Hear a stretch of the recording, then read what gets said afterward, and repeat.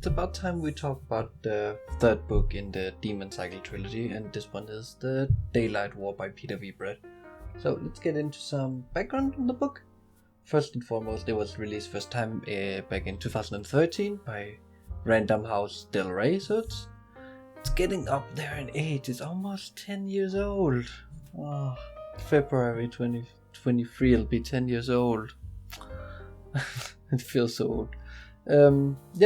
Other than that, it currently, as of recording this, stands at a 4.2 rating out of 5 on Goodreads, so pretty good, with about almost 60,000 ratings and almost 2,500 reviews, so, it's doing pretty well for itself. It has been nominated for some things, but hasn't actually won anything. It was nominated for the David Gemmell Legend Award for Best Fantasy Novel back in 2014, and it also got the Goodreads Choice Award nominee for Fantasy back in 2013. Other than that, it's written by Peter V. Brett, just like the two previous books, and all in all, it's the same. So, let's talk about the cover. So, before we really talk about this specific cover, I just want to point out something really weird. As far as I can tell, there are two versions of this cover, and they are kinda arbitrary, but kinda not. So this is what is the United Kingdom or UK version of the cover, which we can see because Inavera is wearing blue. However, the American version, which will be put up on the screen right now, we can see she's wearing red. I have no idea why this difference happens, like the discrepancies. It's almost the Harry Potter's Philosopher's versus Sorcerer's Stone argument back again, except for this time, do you think Americans don't know what blue is, or what's going on here? Why the odd choice of cover? I mean, they look about the same to me. So I'd like to talk about the covers, even though it might actually be kind of redundant talking about the cover of the third book in the series, because it's the third book. When you get to want to read the third book, do you really then care much about the cover, or do you care more about the book itself? Because if you read the first two books and thought they're good enough for me to want to read the third, it's not the cover. So maybe it's a bit redundant, but I'm still gonna put my funds on it. I don't like it. I think it's boring. I think it's generic. The only interesting thing is it's not standard guy with a sword, it's Middle Eastern-esque woman with a knife. But even then, it's just... I mean, show me some more. I've been talking about this a lot. Show me something from the book that makes sense. Make the cover fit the book, or go highly stylized. Don't go with this in between where it's like, it's just, I know who she is, I know what she stands for. I can reasonably guess from the cover she's gonna be Inavera. She's gonna be very important for the story, which is great and all, but really, you could do better than this. So all in all, I'm gonna say I dislike the cover, and I dislike the arbitrary difference between United Kingdom, European version, and the American version of the book. Let me start by talking about the prologue of this book. The prologue is actually for a book, quite long, like the first 50 pages or something. It's ridiculous. Well, it's not ridiculous. Here we go. I think this is chapter 1. Yeah. So the first 35 pages. That's quite a lot. That's quite a long prologue, and I get why it's there. And in its own vacuum or whatever, it's kind of interesting. But I actually, to be honest, I did find it a little bland and a little boring, and it's mainly names and titles, and that's it. It's a little tough to keep track of when it's just names and titles. And I don't know, it might just because it's been a while since I read Desert Spear, but I wasn't a big fan. It took me too long to remember who was who and what was going on, because you just thrown in a lot of characters without any pretense of what's going on here, because Brett, I suppose fair enough, expects you to remember from the second book of who's who. Now that being said, oh god, I miss these books, they're so good. I almost completely forgot how rich the universe is and how great the characters are. So, Renna and Arlen are a great couple, and as ever, they're just hilarious. They're funny. I love them. And we already get a expansion on the magic system. They're phasing in and out. It's a great users of wards in the era spells. Yeah, I mixed up my punctuation and script, so that made no sense. But what I'm trying to say is the phasing that Arlen can do is fun. I like that a lot. It's super fun. It's super intriguing. All that.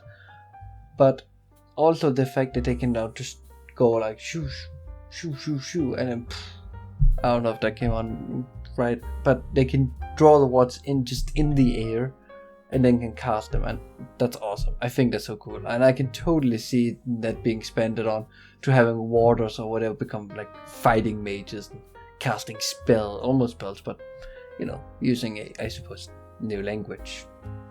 Generally speaking, there isn't anything special going on per se. It's a lot of small things, but what the series also does really well.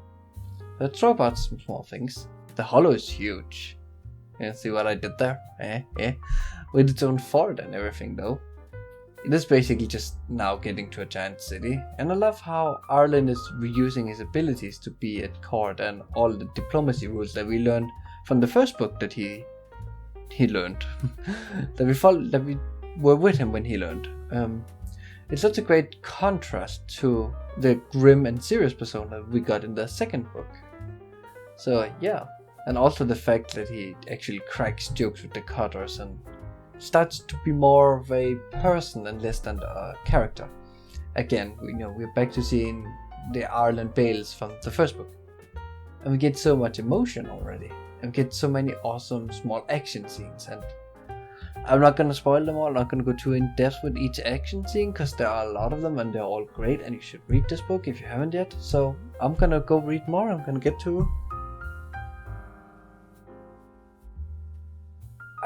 From how long the intro was, the 35 pages or whatever we agreed on was, it was 35 or something, from the prologue, I was, expecting and prepared for a continuation on the Never story, but I wasn't really expecting like 5 chapters in a row, but it just made the story of Never more coherent, which is great. I'm not saying that was bad, because it wasn't. It was super interesting and it was fun to learn, and it was basically book 1 but from a different angle so far, and that's kind of fun. And how a lot of how Amand got the throne and all that was just because of her and not because actually her. But it is a bit off-putting and it takes some of the steam out of the book. The book keeps counting days until the new moon, but then stopping that to tell us what's basically a long flashback that's technically irrelevant for the story is really...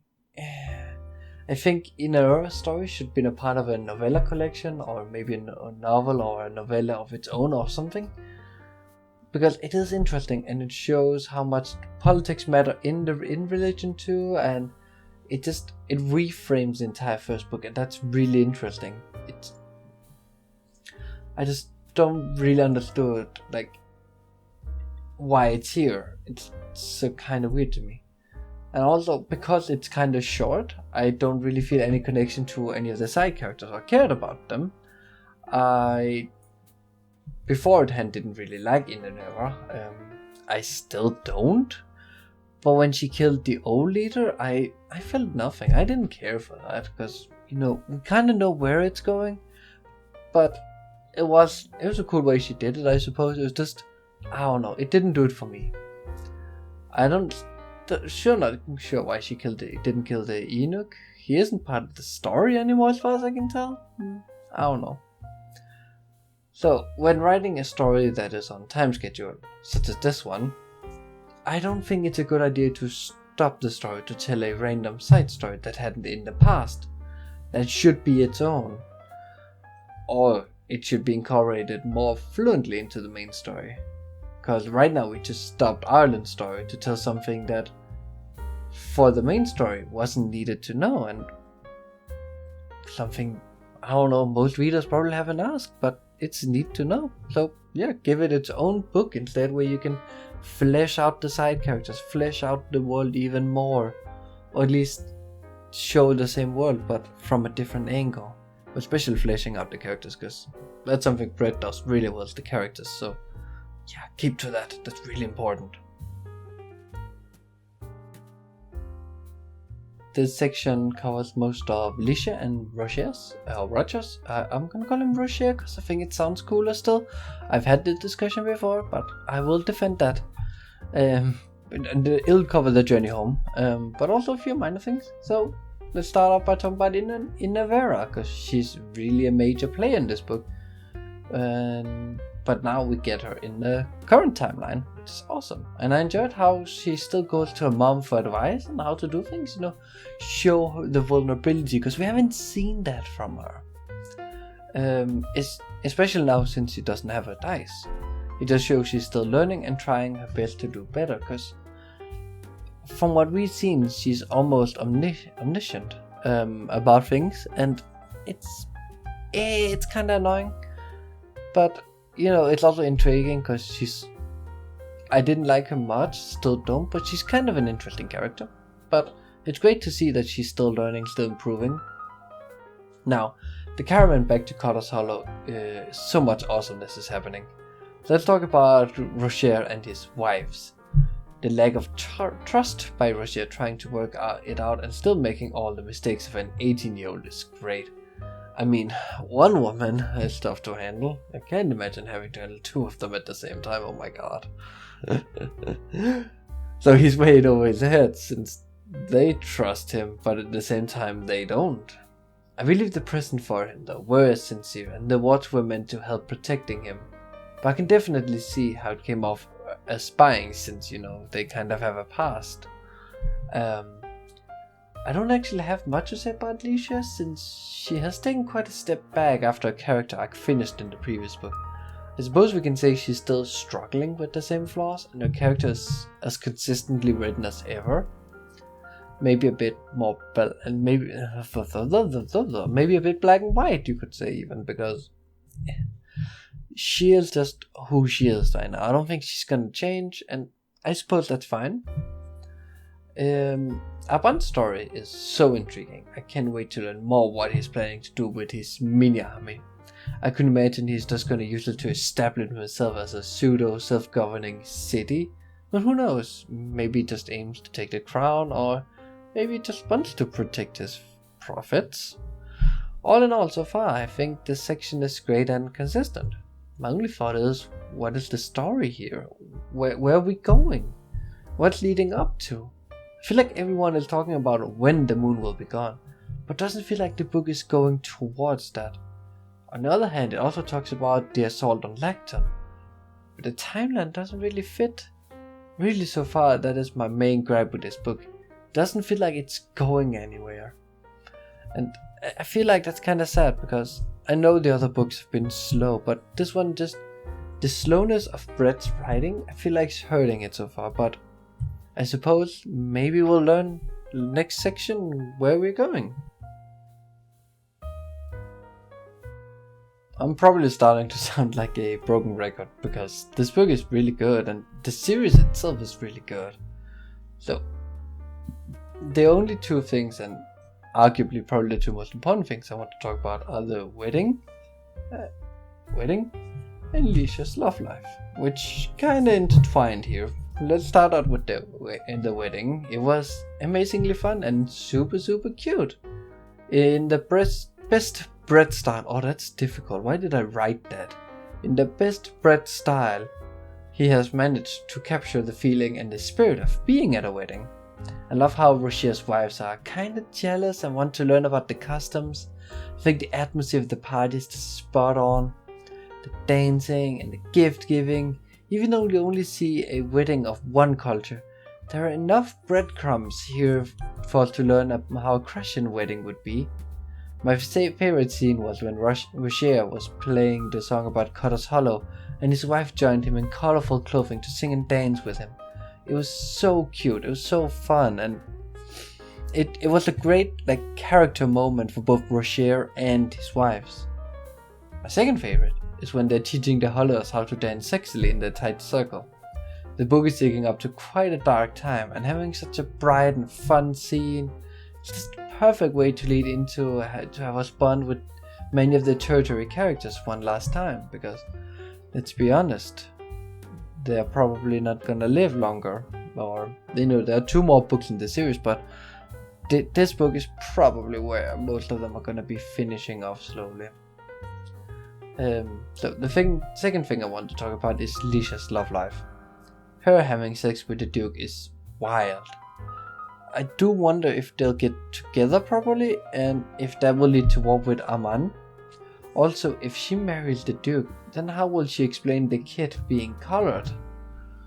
Or at least, of different heritage, because that's going to be very visible, which is a question that's on everybody's mind all the time. Or at least her mind, I suppose. Or will she end with Arlen? Or neither? Her love life is a big mystery to her and to us, and I love that. Yeah, she's still a bit black and white, but I think it's fine, because there's some intrigue going on, and she's still developing as a character, finding herself a little bit more. So I'm gonna have to get back to this book. I need to read on what's gonna happen now. Alright. This book is insane. I really don't want to spoil too much, since the ending here is great. I hit the camera. That was really dumb of me.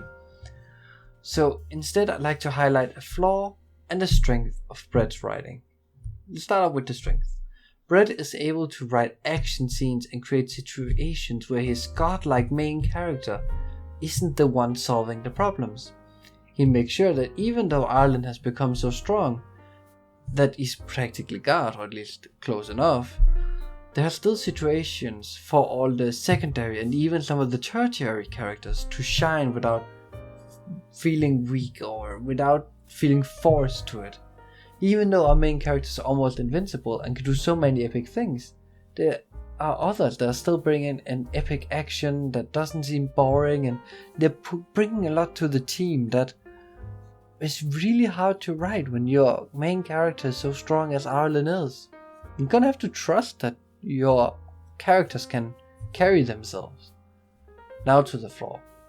The way Brett has constructed the world, it is clearly a hard magic system, where it is part of the world.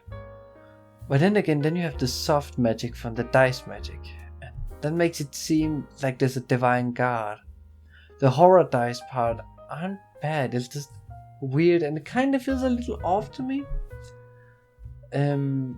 I don't know, I would like to have that explained a bit more about how they actually work, and not just like it's God's will or whatever, because I don't think that it is. I think there's a hard magic system, but I don't know what it is, so I don't know, maybe we'll figure it out in the next books or something. But let's talk about something nice before the conclusion. I actually enjoy the scenes with the demon princes, since it makes the enemy much less a mindless one and more of a hive mind mixed with like a hive mind mix of an anthill or an beast, and it's super good, it's super fun, it's super interesting, and it's just unsettling how they talk about humans as flock animals for them to slaughter when they want food. It reminds me of people, of humans, how we talk about cows or pigs. I love it because it's so unsettling, because it's so outside of what we want. Anyways, let's get to this book. Is kind of weird because it does so many things and it sets up quite a lot that it's kind of wild to think of it being in the middle of it, but at the same time it also has a problem with where it wants to go. And I don't know, I love it. I love the book. I don't think Brett can write a book that I don't love, that is not gonna hit spot on to me, but I just feel like this is probably the weaker of his books. But to answer always our questions if you should read this book, the answer is it's the third book in the series. Of course you should read it if you read the 2 first books. Because if you thought the first 2 books were good, why wouldn't the third one be good? I know it's not always how it works, but you should give it a chance. Now, if you were on the fence with the first 2 books, whether or not you should read the third one, because you might barely like the first 2 or whatever, this book is not as good. Especially not as the first one. The first one's by far the best one of them, looking back.